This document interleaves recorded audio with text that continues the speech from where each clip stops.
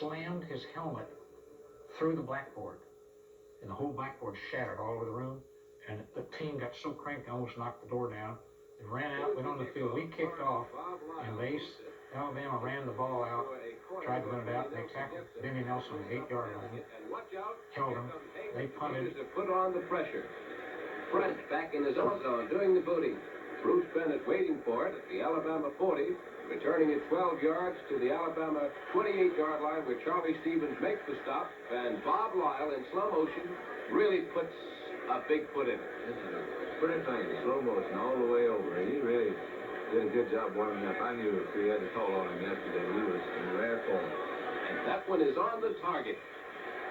And the Gators take a 3-0 lead here against highly favored Alabama. And the defense just was so fired up, Namath couldn't get anything done. They couldn't do the ball at all. They have the ball down now. Pittsburgh come through now to jar the ball carrier on target. But it takes that money bounce to Johnny on the spot. Bruce Bennett is there to intercept. Wrong man is receiving, and look at that great play on Joe Namath. Namath is hit there by Cat. He gets it 2 yards. We accepted the challenge, and we played a great defensive ball game. And we made some big individual plays. And then, of course, that run Hurt for a touchdown was the highlight offensively. The biggest upset in Alabama football history had been delivered by Florida. In 1968, Leonard George and Willie Jackson Sr. were Florida's first African-American scholarship athletes. George would later be the first black athlete to score a touchdown on Alabama's Legion Field, a significant event brought about by a university adapting to the times. The Vietnam War was going. There was a lot of activity on campus in terms of that, and also kind of a racial situation. At the time, the University of Florida wasn't fully integrated. So there was a lot of tension on that. There was a lot of protests on the Vietnam War. And Gator football had really come to a new height with Ray Graves and the winning seasons he had in the 60s. Willie Jackson Jr., a star Gator receiver in the 90s, knows the opportunity given him by his father. He was never the kind of person that talked about himself too much. Him, the game was about the game. I mean, he loved the game of football. He loved playing at the University of Florida. It has a great significant value now, but at the time it didn't seem like it was so, that was so important. The only important part was to show that I was able to, compete in the SEC at a major white institution and get my grades and so forth, and that was a challenge. They were the guys that basically made it easy for everybody else. It's television's biggest bash of the year, and the about change, both in American culture and the evolution of the athlete. And in 1965, a curious Florida physiology professor named Dr. Robert J. Cade was about to change the world of athletics. Our trainer came to me in Cunningham and said, Dr. Cade, would like to come over and talk to him about a drink that he has formulated. I explained to him what we wanted to do, why we wanted to do it, and what we thought we might find. He said, I have no idea what you said, other than you might give me a better team in the fourth quarter. And if you think that's true, you can go ahead and study him. Cade's concoction was tested on the freshman team during an inter-squad scrimmage against the varsity B team. The freshmen dominated the second half, proving Dr. Cade was onto something. It wasn't long before we found out the freshmen were out there running sprints, and the varsity were laying on the ground or going. They were slower than the freshmen and B team. So it was very obvious that maybe we had something there. And with that success, Graves gave the go-ahead for the varsity to drink Gatorade before taking on LSU. At the end of the first half, the score was, I think it was 17-0. And LSU had made over 200 yards gained. And the Gators had only made 50 or 60. It's completely one-sided.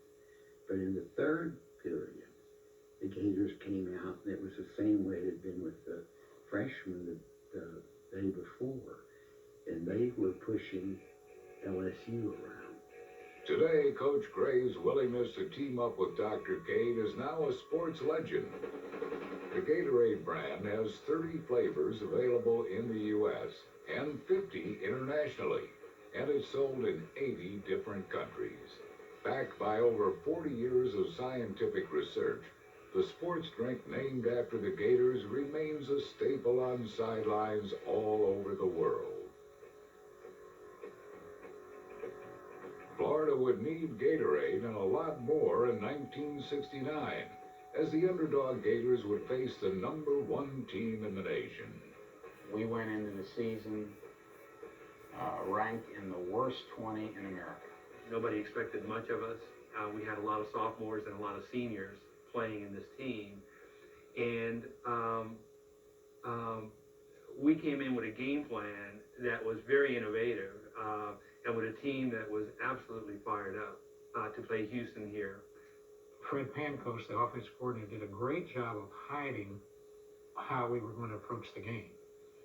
And we had a quarterback named Jack Ekdahl, who was an older kid, had been around a couple of years. And all summer we went, Pankos and Graves would talk about Ekdahl. Ekdahl was more of a runner, throwing run guy. So Houston had no idea anything about Reeves and Alvarez.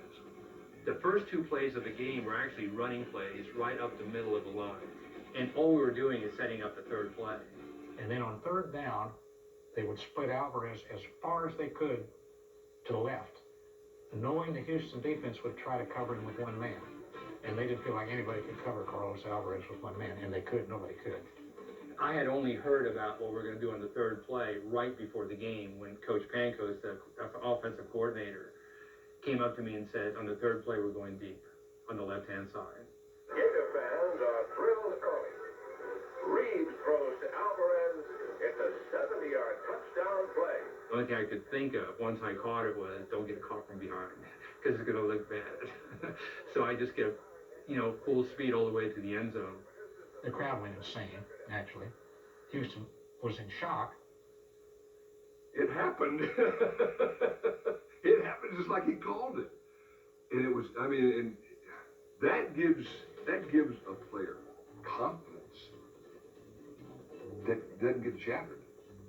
When you realize that, the game plan can work and does work.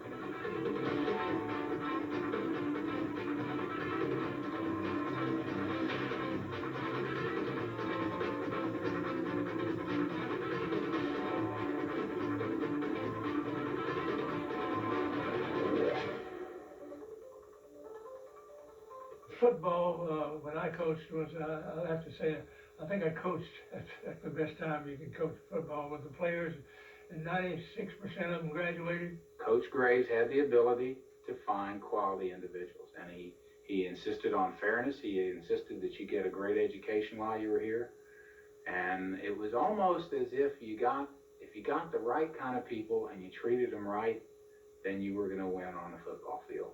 They call him the Bull Gator because he was. He's a guy who came here and kind of put the football program on the map, and certainly as athletic director did some very, very special things. So a lot of the success of this program that we achieve right now is because of the foundation that was built by Ray Graves, and a special guy, good friend, and nobody loves the Gators more than Coach Graves does. Head football coach, athletic director at that point in time. He was playing both roles. Father figure. He inspired all of his players to be not only good football players, but good men at the same time. Every great coach has to have luck on his side, and through a series of lucky events, Ray Graves was able to recruit a true football phenom. And Coach Graves' brother Edwin was the postmaster in Knoxville, Tennessee. And he had an opportunity to see Steve play in both football and basketball. Steve played at Science Hill High School in Johnson City, and he's had an opportunity to see him play against Knoxville schools that were regularly on the Johnson City schedule.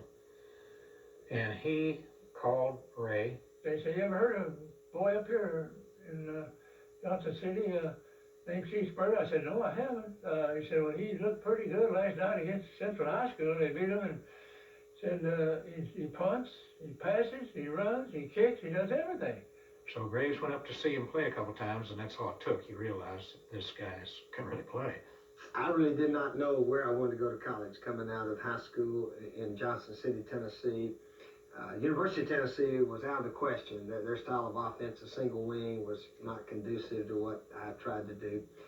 And I visited a whole bunch of places. I had a hard time getting him down here for a visit because he remember, was all state basketball, football, and baseball, all three. And he was playing baseball, and I finally got to see him play baseball up in Greenville, Tennessee, and that was about the last game he was going to play, and got him down in the spring then for a visit. And he had a terrible visit because he caught the flu while he was here. So he was sick all the time.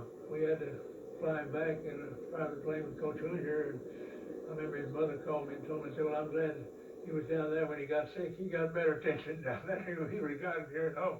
He didn't get around to much, I didn't think, and so everybody here just figured, well, you know, we were late getting in on him.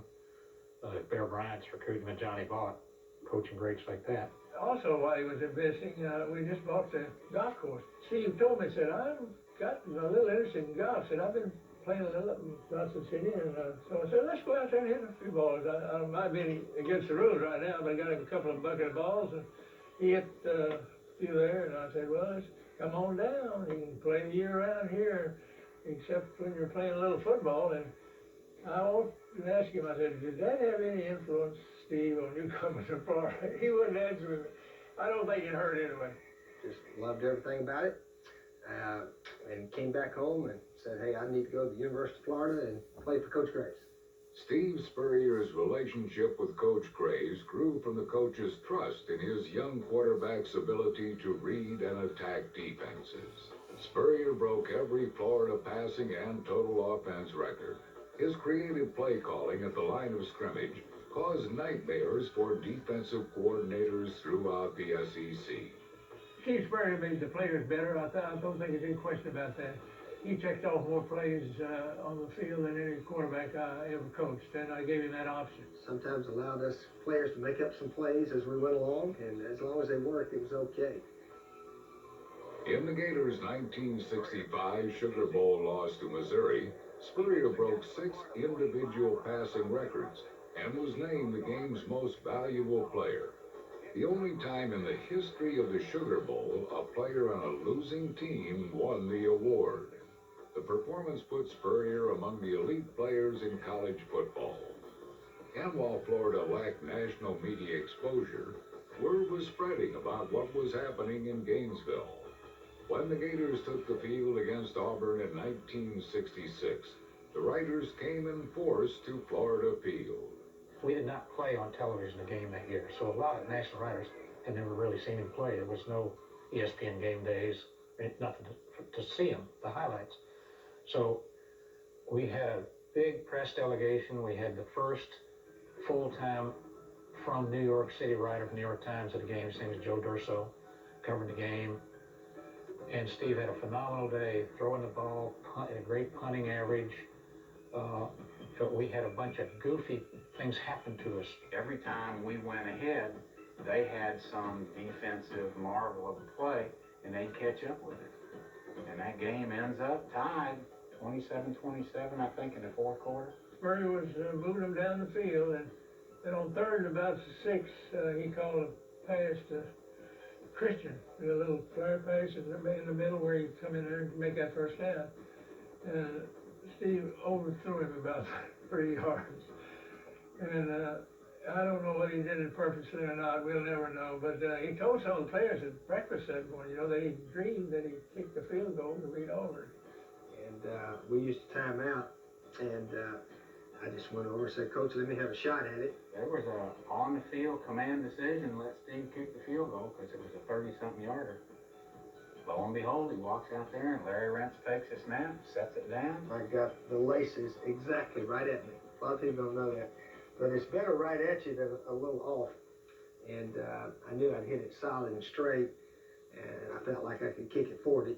And I think I kicked it about 41 and a half or something like that. It didn't go over very much, about this much.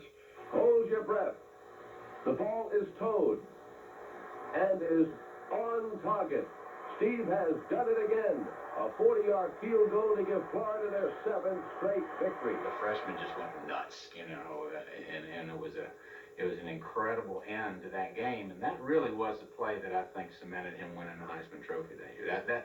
That was the play that set him apart from everybody else. And that was, of course, the week that they were voting for the Heisman Trophy, and I'm sure that didn't hurt his chances any. My job was to tell people about what he did and what his abilities were.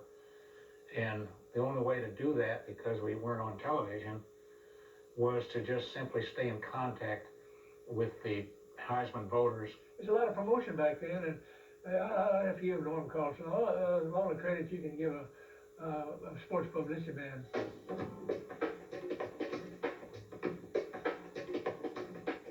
And we sent out a bunch of tapes all around the country, just a very brief film clip showing him punting, great punts, throwing the ball, and sent them around to TV stations outside the South.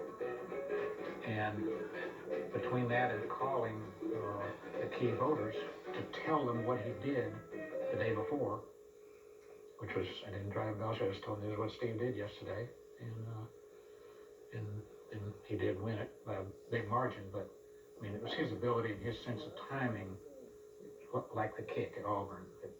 You could always come up each week and could call these guys and say, you ain't gonna believe what Spurrier did yesterday. One of the most exciting things in my coaching career was in New York, downtown athletic club, when Steve Spurrier received the Heisman Trophy, and he turned to Dr. Reitz and said, Dr. Reitz, this trophy doesn't belong to me. It belongs to the students and the university, and handed the trophy to Dr. Reitz. Actually, Dick Stratton, who was a television personality and did the Ray Graves television show each Sunday, suggested that I give the trophy to the University of Florida. And he said, you know, a lot more people can see it there than anywhere else. And I said, well, sounds like a good idea to me. I'll do that. So I presented it to Dr. Reitz at the banquet. He didn't know anything about it. He was sort of shocked when I asked him to come up and so forth. But anyway, since then, they give out 2 trophies each year, one to the player and one to his school. So if I helped get that started, thank Dick Stratton. It was his idea. We went to a couple of major bowls. We got beat by Georgia. We didn't win an SEC championship, came close, but we had some good teams, and we just couldn't quite win the championship. So I always look back and think maybe that helped me as a coach in the 90s.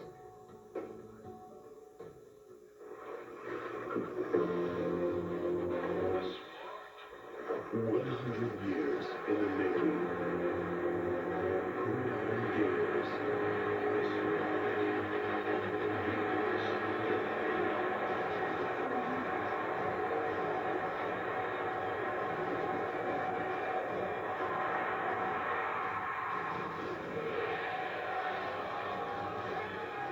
We played it as hard as we possibly could, with great integrity and intensity.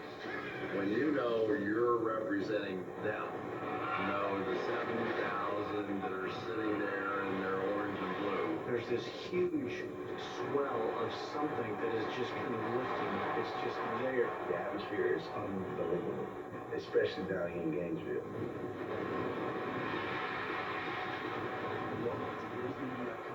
Gridiron Gators, a true collector's item for anyone who bleeds orange and blue. Gridiron Gators, just $19.95 from GatorsDVD.com. CBS this February, only the best gift of play. The biggest event in sports, the Super Bowl. The biggest event in music, the Grammy Awards. The biggest... You know, when we hired Steve, his definition of excellence was duplication of achievement over time. And you look at his 12-year record here, you look at that run of SEC championship and national championship, it was pretty special. Coach Spurrier hired me as a graduate assistant, so I had an opportunity to be here his first year as a graduate assistant in 1990. And so I've seen firsthand the way he elevated the level of play here. I enjoyed playing for him because he pushed you. You know, it's his coach's job to make you the best player that you can be. He's the best offensive mind I've ever been around. Coach Spurrier wouldn't script his practices. He would go out there and basically, hey, you guys, give me cover 2 over there. And all right, this And it just, so that mind, you know, that for some people would take a few extra beats to, you know, process everything and put it on paper, have it in front of them, it was continually just working and churning and was right there for it. What do kids love to do? They love to go out and play catch. And as you get higher and more sophisticated in football, you usually get to do less and less of that. Unless you played for Steve Spurrier. You did more and more, and you do what you love. You go back and throw the ball, and he tries to catch it, and that's what's fun. Steve Spurrier played the game and coached the game with that childlike imagination, and so it looked different. It felt different. It was different.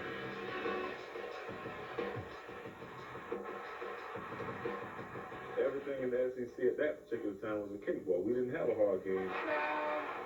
No matter who we were playing, we were going to try to beat them as bad as we possibly could. We just had really, really good players all the way around. When we left the locker room and went on the field, we expected to win.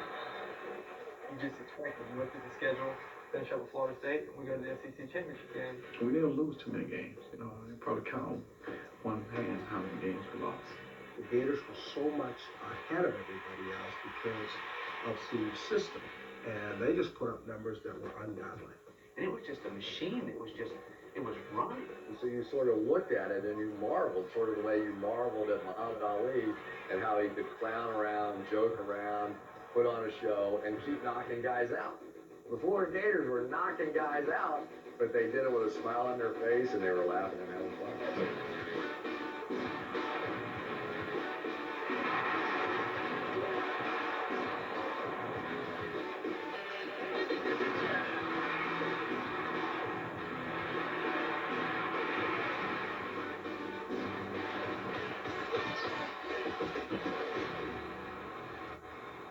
A key component of the Florida Gators' offensive machine was a quiet but poised quarterback who seemed born to operate the fun and gun offense. Around the Gator Nation, he's simply known as Danny. Danny and Coach Spurrier together were dangerous. It was sort of the perfect combination of guys. I mean, you had Danny Warfel, who was sort of this spiritual leader kind of a guy and who believed that they were just simply going to win no matter what.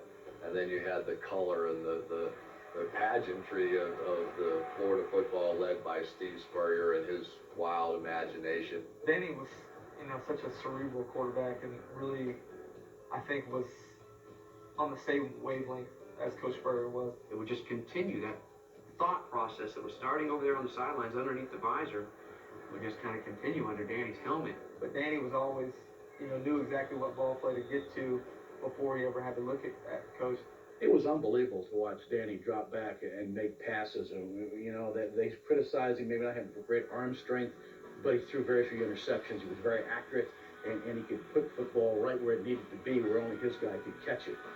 Werfel threw for over 3,000 yards and 35 touchdowns in 1995.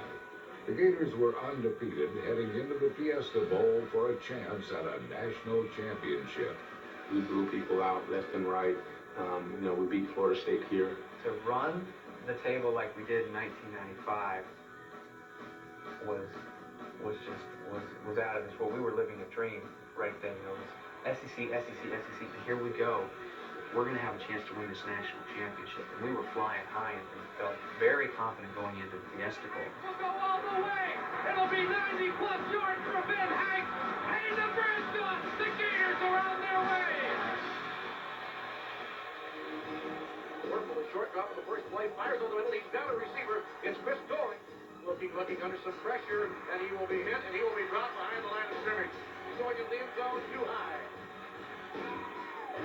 Up, and it is good. Lawrence Phillips at the 20, the 15, the 10, the 5, and he's into the end zone for a touchdown. That was the worst beating I've ever been involved in. Throw the ball deep down the field toward the end zone. It is incomplete, hurtling over, and he's in. I think that we didn't come with a focus to finish. The 95 team just ran up against maybe the best team ever in college football. We got just steamrolled. I mean, Nebraska beat us like they owned us. I watch Nebraska celebrate after the game, and I say, well, we're going to do this next year. We're going to finish. We're going to get back there, and we're going to finish in a big way, just like we saw them do with us, because we understand the mentality that we have to have. You know, we sort of took our beating from Nebraska. It was a great team, and we lost a couple guys, but most of that team was coming. Our team was coming back. When that game was over, all the guys that were coming back, their mind went to next year. You know, couldn't wait for things to start up again. I mean, you were ready. We didn't need any coaches, any strength coaches. You know, cheerleading us. You know, to get to work and working hard. We were looking forward to it. I think anytime you experience games of that magnitude, it helps prepare you more. And I think we were all a little more focused our senior year. We were bared down and were able to let all the distractions not affect us.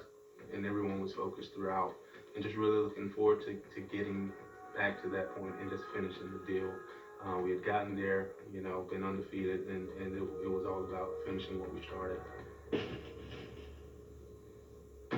In their first true test of 1996, the Gators took out their loss to Nebraska on Tennessee as one of the most talked about plays in Gator history silenced the crowd at Neyland Stadium. Purple dropping back. He's looking to throw. Going for it all. Down in the end zone. It's caught. And a touchdown. Oh, my. Riddell Anthony on 4th and 10. Pulls it in. And the Gators lead 6-0.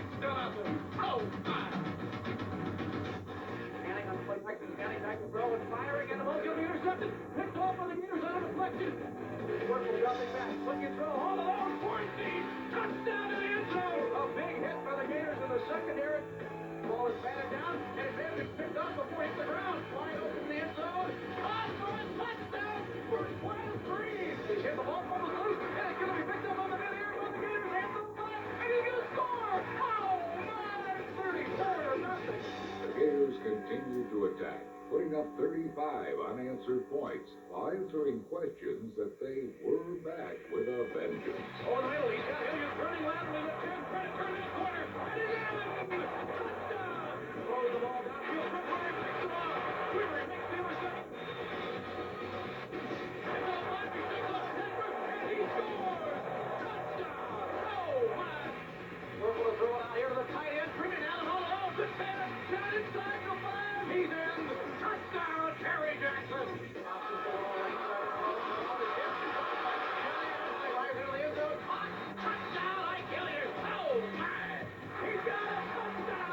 Off to Jackson, right to hard, they go line. He's in. He's in that drop. He's trying to swoop it, and he booted right into the defenders. They hand the ball to Quest Green, and he will waltz in, coming in for a touchdown. Craig under pressure, he's got him dropped. Oh, my. First play of the game, it's Chester. Does not so fast, and he's Jackson. Firing for a corner right side. Anthony got it. Touchdown. Ball back to Taylor, trying to put it up inside. Taylor made. Touchdown. Third one rolling right under pressure. He's hit. All alone, a quarantine, and a touchdown for Tremaine out of the tight end. And this is cut down, hit and drop. At the 10-yard line, throwing the ball right side, a diving catch, and it is caught. Purple dropping back and throwing a deep ball down to the end zone. It's caught. Touchdown. Williams gets the handoff, and he runs for about 2 yards. Firing down the middle for Anthony. He makes the catch. He's going to go all the way. Touchdown. Anthony right up, playing scoring. He's in trouble. He's going to go down.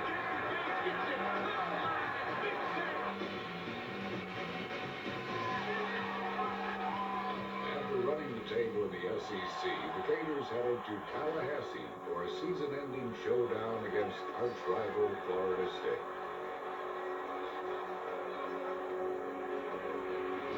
Running the ball down toward the end zone, and it's going to be intercepted. A short drop for Williams, and sacked by Peter Bowman. Coach Stevenson, the kick has been blocked. The handoff to Williams, pushing up on the right side, and he's in for the touchdown. Pressure up on the inside, and as he drives, goes down. Purple under pressure, he's going to be hit and dropped. Sacked. Looks to throw and fires, and he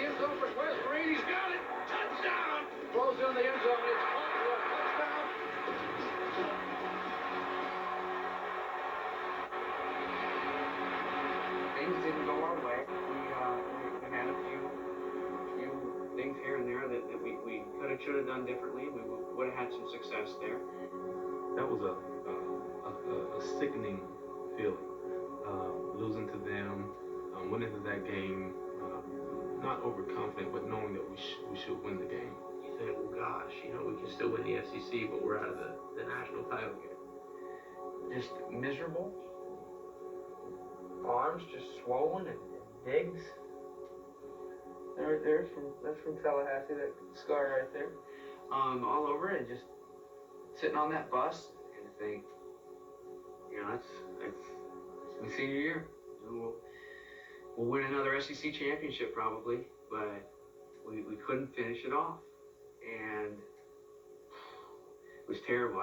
One thing I do remember about sitting there on the bus, I'll never forget, I was in the second seat, and I looked at the guy next to me, and I said, man, Danny Warfel, if he's not the toughest guy that I'll ever meet.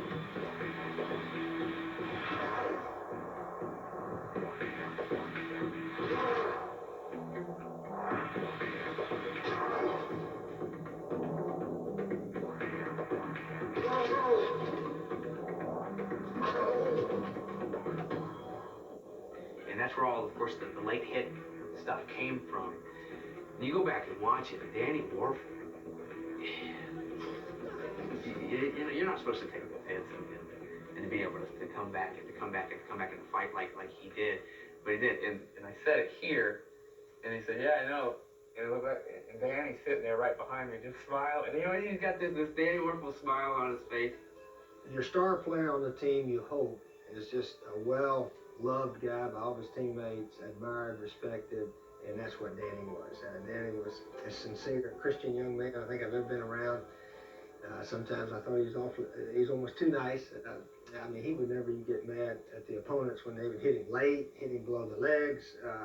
Back in those days, they didn't call roughing the passer near as much as they do now. And he took a lot of unnecessary hits and never complained. Just, you know, sometimes he'd ask the referee, "Is that permissible for him to hit me like that?"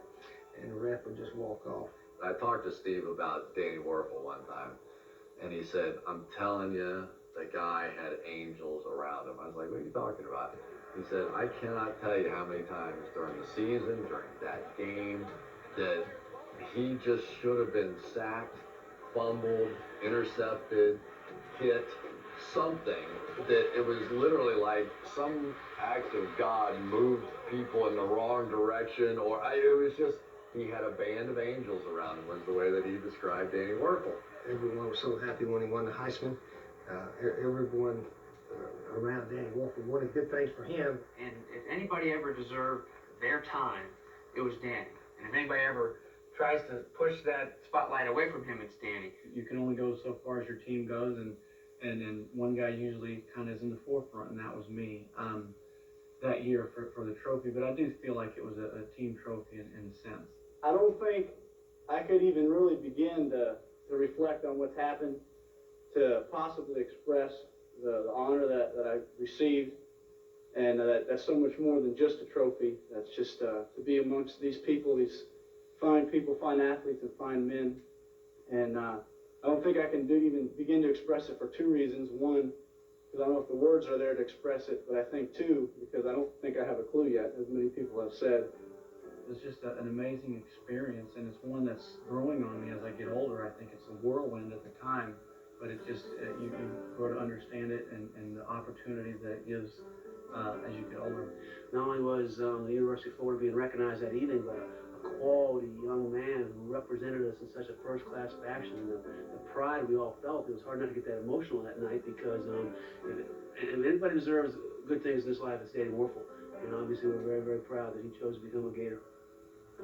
And for the 1996 Heisman Trophy winner, good things were about to happen. CBS Super Monday, TV's #1 comedy, says hello to Brooke Shields. I tend to do things I regret. And by things, you mean? Men. Huh. Destiny seemed to be on Florida's side as Texas stunned Nebraska in the Big 12 championship game. A win in the SEC title game would put Florida back in the hunt for a national title. And the Gators took advantage of the opportunity. Warfel dropping back, looking to throw. Wide right, he's got Hilliard to hold it up to the 20 yards. Got back to the 15, to the 10, to the 5, and it's a touchdown! Oh my! Kitchens back to throw. He's hit, trunched, and dropped. Sacked back at the 16-yard line. Pull back to throw, fires the ball wide right. He's got a receiver. It's going to be a 10-5 touchdown! Riddle Anthony! Kitchens hands the ball off to the tailback. Riddle is no Riddle. He's been solid this time as the Gators get him. One receiver to the left. Warfel drops the snap. Picks it up. Play still alive. Back to throw. Fires left. Got a receiver. D-line. 30, 25, 20, 15, 10, 5. No coverage downfield. And a coverage set. Warfel back in the shotgun to throw a deep ball down the field for Questbury. He's got it. 40-yard line. 30, 20, 10. Goodbye. Good night. The ball game is all over. And the Florida Gators have won their 4th consecutive Southeastern Conference championship. The SEC championship win over Alabama gave the Gators hope. But it wasn't until Ohio State knocked off Jake Plummer and Arizona State that the national championship was in reach.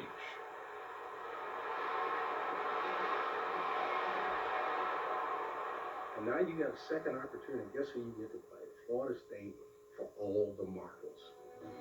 I don't think the stage could have been set any better.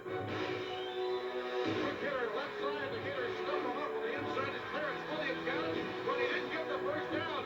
There's a snap, pressure up inside, a quick throw, and a touchdown in the end zone. Hilliard, oh my!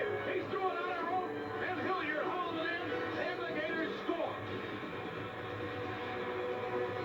Shotgun bust behind some pressure up the inside, and it's up, and knocked out Cameron Davis again. Oh my!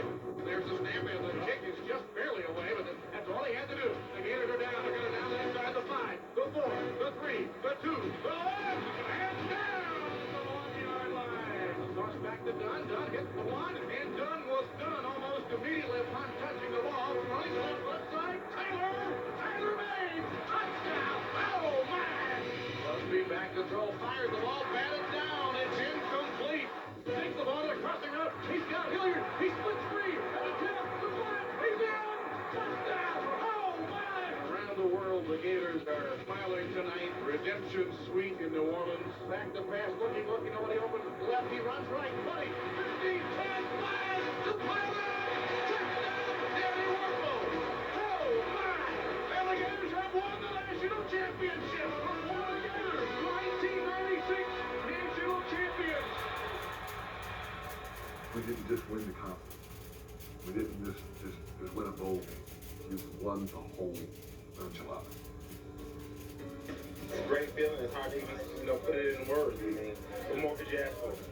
The way that they won it, and the fun and gun, I thought was as good a name for a football team as I had ever seen, because they really were entertaining, and that you could tell that the kids were having fun.